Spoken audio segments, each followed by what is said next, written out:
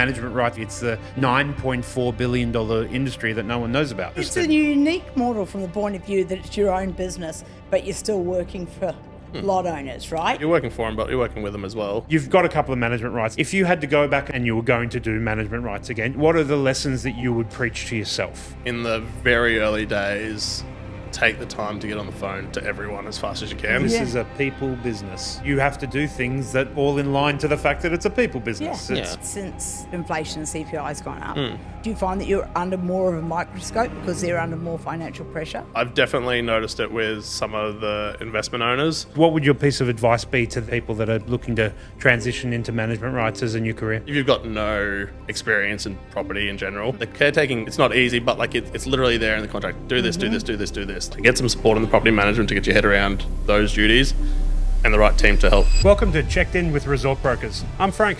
And I'm Trudy.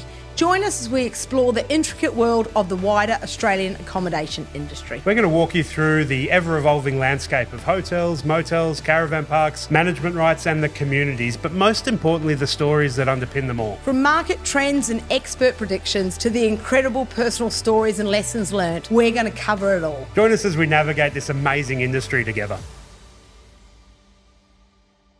Ladies and gentlemen, welcome back to Checked In with Resort Brokers. Once again, I'm here with my fabulous co-host, Trudy Crooks, Managing Director of Resort Brokers. Thank you very much, Frankie boy. How are you feeling? I am pretty excited because we have got our next guest. Our next guest, very exciting. Is a plays my favourite game, which is... management rights? Is that what you mean? No, rugby union. Now, being a Kiwi... Being a Kiwi, it's your national sport. Obviously, yes, winners win. Well, onwards from that, and I don't want to talk about how many times you've beaten us Australians. However, we're very pleased and very lucky to have Curtis Browning here.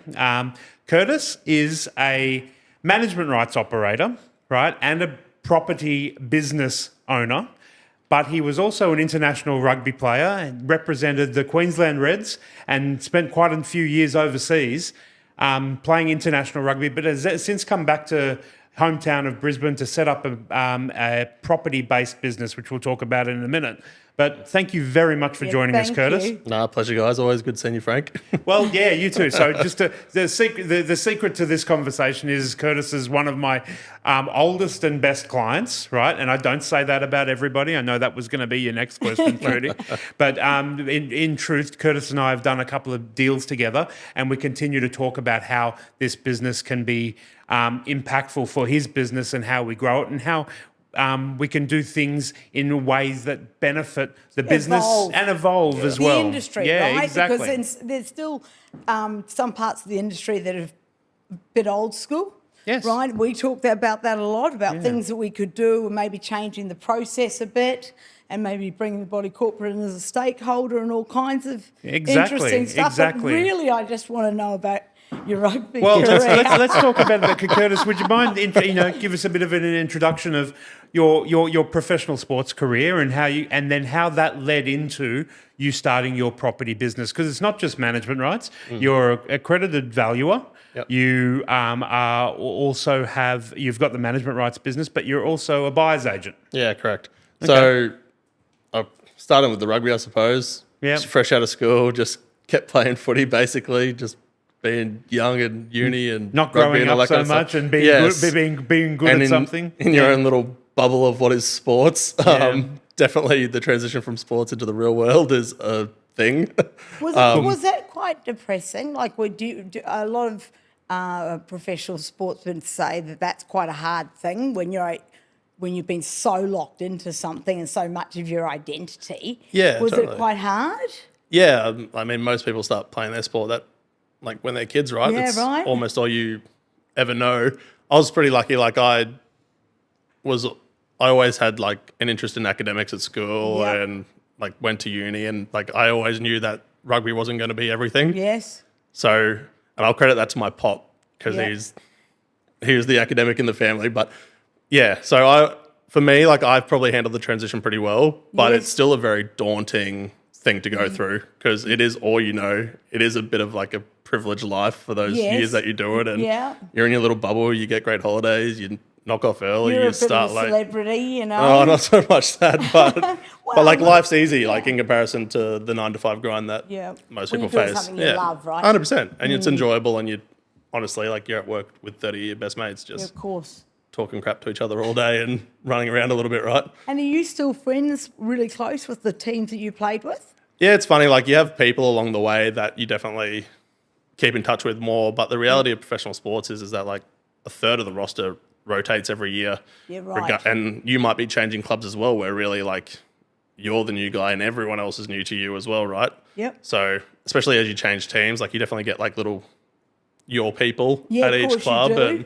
But even when you're at the same place for a few years, like that roster is still turning over. So you constantly meet new people and mates that you were very close with move to new Move clubs. on. And I bet you that's been a skill set to be able to meet and build relationships with all different types of people quite quickly because you have to Yeah. work as a team. Has been a skill that One of those you've transferable carried over. skills. Yeah. yeah, Right. totally. Especially when you are working, like in sport, like you're working towards a common goal, right? Like Yep. you are, it's a team sport. Like you're working together to the same Yep. thing. So regardless of whether you get on with the bloke or not, you're still figuring it out, or Yep. whether you see eye to eye with a coach or not. Not that there's many times that people aren't on the same page, but you really do need to figure it out and get to it, which again translates to what we're doing now in the property let's be space. honest. Yeah. I mean, in most strata buildings, there's a couple of opposing Totally. personalities. You get 50 people in a room, there's There's a going to be a couple who might see things a differently. few people you probably want to tackle every now and again. That's a soundbite we've got right there. Management rights. Tackle your owners. When But you no. obviously, it's a bit of an inflection or a microcosmos, I suppose, being a professional sports person and then merging that into your business world. But the accommodation industry has a lot of people that are changing into it, that are migrating from another industry or career, and it's a bit of a sea change, isn't it, Trudy? Yeah. Right. And We're so, seeing huge amount of and so U-turn. that's part of the reason we wanted to get you on talking today, is because you see it a little bit more viscerally coming from the professional sports space. But that doesn't mean that the lessons that you've learnt along the way are not relevant for other people that are looking to make a transition into what can be quite a rewarding and lucrative space. When did you start thinking within your sports career that this accommodation space, this real estate space, was going to be the transition that you make? Real estate, honestly, was like before even the rugby career started. Yeah, right. But management rights in particular was like after I'd already started the transition. We'd already set up the buyer's agency. We'd already had a bit of a rent roll going. And that's how I kind of stumbled across management rights. But like Yeah, right. property as an overarching industry was something that I studied at uni. So like I was enrolled in that before. I got my Okay, first so that was contract, kind right? of the thing. But the management rights side of it came a little bit after. We talk about it, don't we? When we did the management rights report last week, Trudy, it's the $9.4 billion industry that no one knows about. No, I mean, it's Right. a well-kept secret. It's Unless a very you're in on well-kept it. Exactly. secret, so I'm But always It's interested. a unique model from the point of view that it's your own business, but you're still working for lot owners, right? So that is very unique. Yeah. Which gives it security, but it has other challenges. Yeah. Yeah. Well, you're working for them, but you're working with them as well. Like So you're a Yeah. team player. Look at that. There was an interesting point that you made about the teams, that team mentality and how that transfers across. I think would make that a great operator. Yeah. Tell me, when did you first buy your first management rights? was that? I think it's a 2-year anniversary in February. For Windsor View. For Windsor, Windsor yeah. View, it might be, Yeah, yes. so we're just about 2 years now. And has it been what you thought it was going to be? In general, yeah, there's probably like a few things where I was like, I wasn't expecting to deal with this as much as we are. But like Yes. in general terms, like it wasn't the hardest transition for us. We already had the property business. Yep. We already had a rent roll, which is where a So lot of property management, tradies, and yep. we already had the trading connections. We already had the systems in place for the rental side of things. The committees and the owner relationships comes pretty naturally already being in the space, and like talking about like the teams changing every year Yep. from the sports, like that came easy and naturally to me. It's just probably more understanding like the process of how things go and get approved, because like there's obviously a lot of money involved with some things that happen, and then you have a Yes. lot of people's voices on those issues, as is their right. Like it's their property at the end of the day, but just like where sometimes you're like, man, this is just the best solution. Like, let's just get it done because it's going to cost you more money in the long run. Well, you've got a lot of chiefs in the village, don't Exactly. you? You know, you've got your ownership group and your body corporate, and and that's, you know, often not everyone's swimming in the same direction. Yeah, well, I think, Again, it's not a foreign thing for me coming from the sport because that's like a week-to-week thing. Yep. As you're putting in a game plan for that next week's opposition or whatever. But honestly, the thing that surprised me was like how few people read those notices that get sent around. I was going to say the complacency of your average. Like, there's a few people who are really across the detail and want 3 quotes and have a lot of questions, but there's the majority of people just. But honestly, that great because that means people are involved and at least you're not explaining everything to them because they're across it probably better than you are half the time if they're doing that much detail. What we find sometimes, and I think you've probably seen this as well, is that when you're providing a good service and you're doing a good job, they're potentially less engaged in the minutiae of it all. It's a good sign. It's a good sign because then Curtis has got this. It's okay, across it. Right? And that's it's an important point to impart to people who are, looking to get into management rights or existing in the space and maybe struggling is, your relationships are going to be stronger and they improve, right, by you providing that, that mindfulness-based service. Yeah, well, the relationships get stronger when you build trust. Tell me, do you find that the body corporate and their understanding of the agreements has been quite clear? From our point of view as operators, or from the body corporate's point of view? Yeah, okay. In most instances, yes, I'd say there's always 1 or 2 people. Yes. I've found now being in there for 2 years where like they've just bought in that period, for example, and it's their first time owning in Strata, so they're going through their own learning curve. It. Yeah. Yeah, right. And that's fine too, because again, that's an opportunity for us to build a relationship by educating them on that. So that's actually like an easy conversation for me. Like that's a happy call. It's not a bad news chat. Yes. It's just like, okay, let's talk about this. This is how everything works in this complex. You should be talking to them for this, me for that, between each other for this and that or whatever it is. So, it sounds I see that's an opportunity to have a good chat. Yeah. We have big advocates for maybe there being some ongoing training. Like if you've got to sit on a body corporate, maybe understanding, doing a half-day course on what the obligations are, what the agreements are. Yeah. But you're a prime example that when you're a good communicator and you're a hard worker, and you've obviously got high EQ, really you can overcome most issues because it's just personalities really, right? Yeah. And understanding what their motivation. Yeah, don't get me wrong, like having training like that would be amazing. It would make everyone's job a bit easier when it comes to certain aspects and when issues arise and whatnot. Yep. But again, it all comes down to communication. If you're talking to people and having honest, open conversations and you're doing what you're meant to be doing, it's pretty, like, things can't go too wrong. No, they can't go too wrong. Yeah. It's just that the misunderstanding is there. Yeah. And so would you buy another one? Yeah, I would. Yes. Well, we have. Well, we bought. Well, this is the thing. It's sort of started with Curtis's you started with your buyer's agency and then we're doing property management after that? So we launched both services at the from same the get-go. time.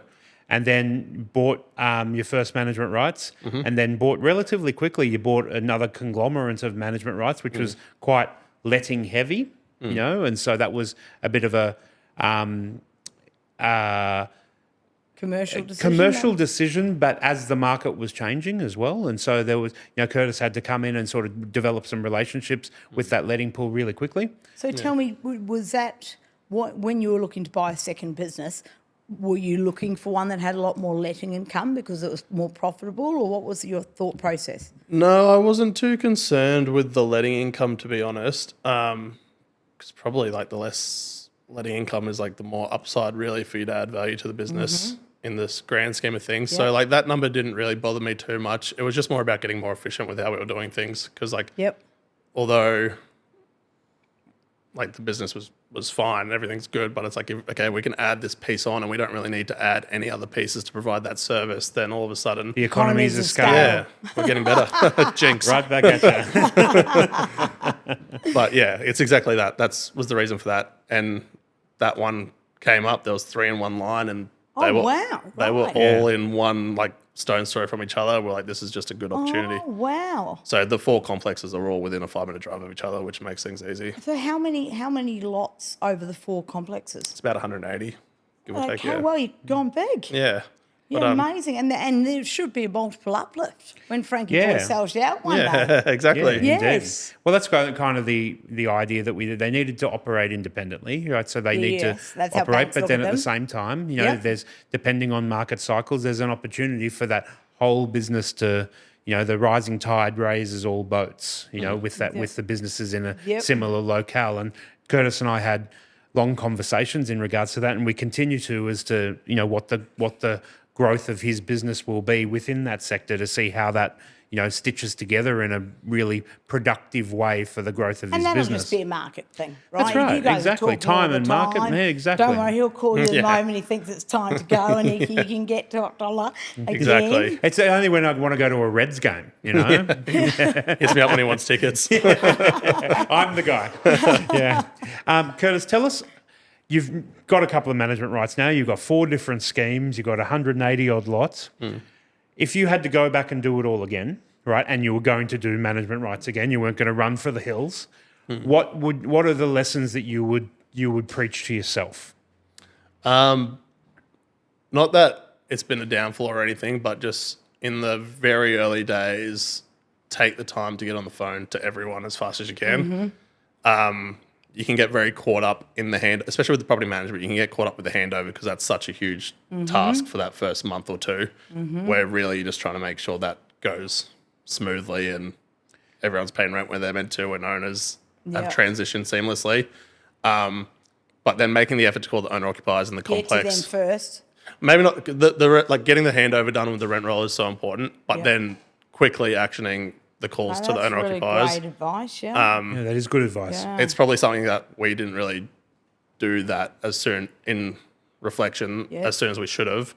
Again, it hasn't caused any issues for us, but it would might have. have made your lives a little easier. Yeah. A little bit faster. 100%. Yeah, of course. It gives a 5-6 month start on building those relationships and trust.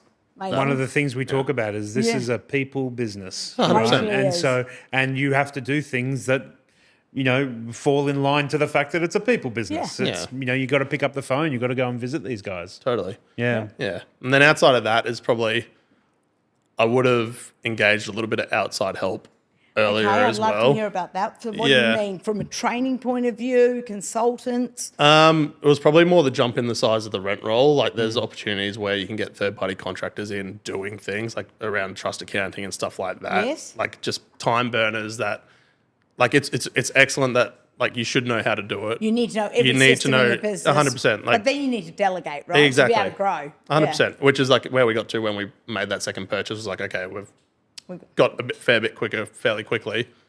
We probably should have like had 1 or 2 people ready to go. Ready to catch the ball there. Yeah, exactly. Growing And again, pains. we managed it. We got through it. It was fine. It's funny when when you're talking to small business operators. One of the things that I've found over the years is understanding the difference between where you're earning your money and then where you're spending your time, which costs you money, right? And so understanding that early saves you a lot of shekels along the way, because time is money then, and understanding where you earn that cash, where the value you provide your business, right? That's an important lesson to learn. But how true? I mean, how often do we talk about that, right? Like, Absolutely. really, everyone's busy, Yeah. and you can get to the end of the day and you haven't actually achieved one of the things Yeah. that you were meaning Almost to every do. other day that happens. And that's where discipline comes in, right? Yes. Like, actually, I'm not doing anything else until I've done this, this, and this. And in the management rights game, it's probably even more evident, because you can have 180 lots. Is Curtis's time best spent doing the mowing or getting on the mop, or can he get contractors to do that to free up his time to help him grow his business and to help develop relationships with the body corporate? That's a good question, and because whatever? I've heard the lovely lady that we had in our first round. Yes, and, Kelly. And she was talking about how she's always out in the garden with the hose. Oh, you're talking at about Georgina. Between 4:30 and 5:30 and 8 to 9. Yeah. Right, just because to be seen. Yeah, totally. Is so important. Definitely. Do you have any tricks like that? I am not doing the gardening or the mopping, but I make sure the team are there at those hours. Yeah, so they're seen. That's Yeah, important, and right? our branding is like it's bright pink. So Oh, we've you got wear uniforms. so I've got them a branded up shirt, which like Cool. the pink stands out. So like it's Cool. pretty hard to think that's just some random professionalisation as Yeah. well, That's a good but idea. also just so it's hard to miss. it's not a safety vest. No. It's not a high vis. It looks like one, but it's not. That's a really cool idea, Yeah. though. So I make sure all the cleaners and gardeners wear that when they're on site because, again, it's like they're clearly associated with our business. And also, people want to see you as a lot owner, as a levy payer. People want to see you doing your job. And 100%. Yeah. And have you noticed that since inflation and CPI has gone up, have you noticed that the pressure, obviously that comes out of the returns for the lot owner, have you felt any pushback or pressure around this? Like, do you find that you're under more of a microscope because they're under more financial pressure? Not so much with the lot owners in general for the actual caretaking services. I've definitely noticed it with some of the investment owners. Yes. Because they're getting stung with the Interest everything. rates. Yep. And like we have been managed to offset that because there has been a lot of rental increases as well. But maybe it's because we're having like actual financial chats with them more often. Maybe that's just why that's the experience that I've had. But we've been lucky where we've been able to get some pretty healthy uplifts. Like the second purchase, for example, there was a lot of under renting going on there where and it's But that's not the same great. It's just market. it's the Yeah, market. yeah. But there was some pretty significant uplifts, which again, like built a lot of trust with owners off the bat for us because they're course it like, did. "Wow, like what a result! Well, like you you're guys have adding just value, moved in, right? and Yep. our rent's gone up much more than we thought it should have." Yep. And that's still a chat. Like I think that's a value of a caretaker as well because you do handle so much of the letting in there when it comes to talking to the owners that are with external agents. Market talk, right, and condition them, and Well, and you know what's happening in the building, and you know the feedback that you're getting for those when they do go to market. Where then when you see one go on the market that's outside, you're like, oh, they've left $40 on the table there a week or $30 a table on the week. And then you're on the phone to that owner and be like, you got to... It's Yeah. exactly the That's same game as interesting. what Yeah. we We've do. We've got to write some of this stuff down. Yeah, exactly. Yeah. I mean, we see it in the other way, right? Yeah, We exactly. often see things go online that we know that really, even if you can find a buyer, it's not going to get through due diligence or a valuer. You know, and we always got to be thinking, how do we get it to settlement? Yeah. So tell us about your buyer's agency business. Yeah, that's... I forget. I started setting that up while I was still in France playing. Obviously not operating, but like getting the business built so that the moment we came back, It was I was ready ready to go. So you put Yeah. all the systems in place. Yeah, well, as much guided. as you can without actually doing the Yeah. job. But what you envision it And being. why did you see an opportunity for buyer's agents? Because most real estate agents give such bad service. No, not so much that. It was honestly because probably from living away for 4 years where I would have probably liked to have done a few things back here. But Engage someone of that with that service mentality. Yeah, there was other issues that stopped me from doing that while away because lending's a lot harder when you're on a 1 year contract every course year it is. and you're earning a foreign currency. It's almost impossible. But like it did have me like looking into those sort of services. And then I just felt like there wasn't a lot of representation in that space. No. And then, yeah. And do you find that buyers are because it's not the norm, like in America, it's very much Yeah. the norm. Do you find that you have got now that your client base that really see the value in being 100%. guided? I can imagine. Yeah.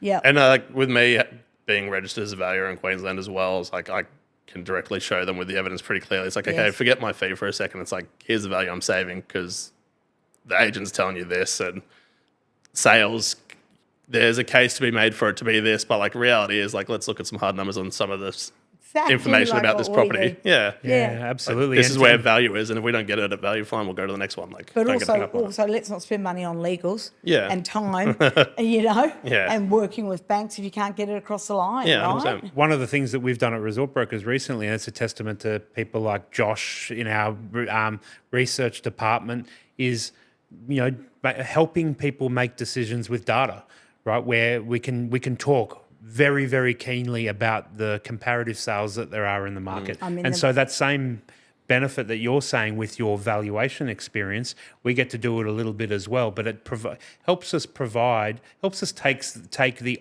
subjectivity out of what can be an emotional purchase. Yeah, you know? particularly if it's not Yeah. the news that someone wants to hear. But Yeah. I know, I think Josh said it when we launched the management rights report, that he's got 5 data partners, 5 of the valuation firms, all their deals confidential under lock and key. Yeah. But we've got now 90% of all the sales over the last 3 years and management rights. Well, that is just such an unbelievable. It just helps us have really deeper conversations rather than just sometimes that sales-based hit points to get people to list or, to condition a vendor or condition a buyer. Because what you said really rang true to me is that communication that you're having with some of your owners in regards to even the rentals and the market, that leaving $40 on the table, for instance, you being able to say that with a position of authority rather than just, having I lost that business because of it and just having to say it. I also think when you're a new agent and you're in a changing market, right? Really, what I hear from oh gosh, there's no buyers, nothing's selling. I would argue that actually there's always buyers in what we do. It's just at what price, and that's where data also helps, right? Data because it kind of reconfirms. Because otherwise you can just feel a little bit like, oh well, nothing's happening, and blame external factors. Yes, indeed. Really. Are you doing any sales as well, Curtis? So we don't offer sales as a service, but we partner with an agent locally who it's a pretty good relationship. So they're a contractor with their agent, so we contract them as well to make a lot of happy calls to owners to keep in touch with them. But then it's like an opening for them to have a conversation about what they're doing as well. Yep. So even if it gets to that, at least not that we can determine an outcome of a sale, but it's like at least we've got some sort of control. You've got a little influence over. You and I have talked about this before about sort of working with some members of the industry as the industries change, as the requirement for different asset classes, as that sort of moves around and, investment levels are changing and a variety of things that are happening in the economy.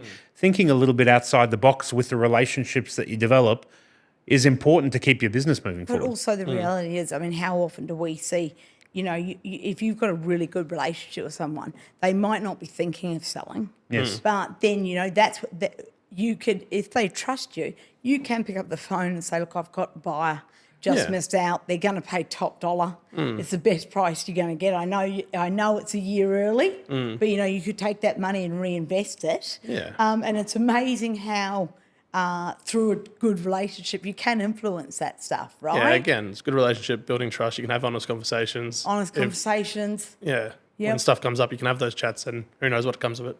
Exactly. And you just want to be the first person they think of. Yeah, 100%. For everybody. Yeah. Yep. And again, the more you can touch base, like for us, 180 is a lot of phone calls to be making, but like the more contact you can make, so how often do you do? Like, do you have any KPIs for your team? Yeah, so we want someone calling everyone at least once every 2 months with, again, I call it a happy call, like a good piece of news. It's not... Okay, so like a good rent, good sales, something you guys have been doing. Not even, it's like, did you notice the pressure cleaning got done last week? How good's that look? Okay, The gardeners come and did all the tree trimmings or whatever it is. Like, got anything else that you want us to do in the complex, or this one just sold for that, or we got a new record rent for a 1-bedroom unit in the complex, or whatever it may be. It doesn't need to be rent or sale specific. No. It's just whatever's happening at the time. And also just validating the engagement that you guys are providing in that complex as well. Do you know what? I actually think that's when the goodwill is created. Like when it's not, you're not just calling for a transaction. Yes. Right? Totally. When you're just calling to add value. Yeah. Keep them in the loop. Yeah. That's where the goodwill's created. Yeah. Right? And then hopefully we're front of mind when they move out and it becomes an investment, or they are ready to sell, or whatever it might be, or when it comes time for a top-up, which we haven't had to go through yet, but when the time comes for a top-up, I don't think you'll have any trouble. Exactly. Yeah, you can really, really lean on those people because you're not asking for a favour from someone you don't know. Yeah. You're just talking through the way the business needs to operate. Just lastly, because I know we're nearly out of time, but how do you staff those 4 buildings and how do you run them? So we have myself, my wife Courtney. Yep. She does a lot of the heavy lifting on the property management. Yep. Is that because you had to say that when you're on camera? Definitely. Yeah. Thank you, Courtney. She also does the heavy lifting at home. She does the heavy lifting. That's right. She's also a wonderful person. She's very strong. A lot of heavy lifting from Courtney. We have some external help with the trust accounting, so through a contractor, Yep. Which was a game changer for us because that's a daily thing that needs to happen. So talking about like where's the value of your time, not that it's not a valuable thing that she's providing, but like it freed me up to do a lot more other stuff. We've got a team of gardeners. There's 3 gardeners, but again, contract basis, but there are people. Like, Yeah. So what, over those buildings, 3 days a week or Yeah, probably 3 days a week on average. Right, okay. So you've got a big again, team. they're not doing like major works every day, but they're making sure it's good. Yep. The gardeners do some like heavy lifting every other week. Everyone else is doing the heavy lifting with the rugby player. Except me. Just add him to the waistline now, no heavy lifting. Or is it back row to the boardroom or back row to the body corporate maybe? And then the cleaners that are obviously there every day. And the cleaners pick up a bit of the gardeners slack too. Like if they see like a bush turkey's scruffed up some they look after it so for us. they've got quite good, you really work as a team. Yeah. Really. And they work from, just go from one building to the other? Yeah, essentially. There's 12 of us in total. Right. Most people doing something most days. Yeah. Fantastic. Yeah. How many more do you reckon you could handle? What's your goal? What's the end goal? Yeah, I mean, I'm not open against having more, obviously. Right. There's just the finance piece of that and how do you keep stacking it up as well. So that's probably the next hurdle for us on getting bigger. But no, I love the industry, love the work. So there's no reason to not keep going. As we finish up today, and thanking you very much for your time, if someone's listening, whether from the sports field or even just any sort of shift in their career and they're looking to get involved, what would your piece of advice be to them, to people that are looking to transition into management rights as a new career? Yeah, we've spoken so much about team and communications, like getting the right people around you to be able to, especially if you've got no experience in property in general. The caretaking's it's not easy, but like it's literally there in the contract. Do this, do this, do this, do this. Like you can get your head around that pretty easy, but like to get some support in the property management to get your head around those duties and the right team to help support that, because there is so much that's required, then that's pretty important. But communication with everyone. Just the more you get on the phone, the better.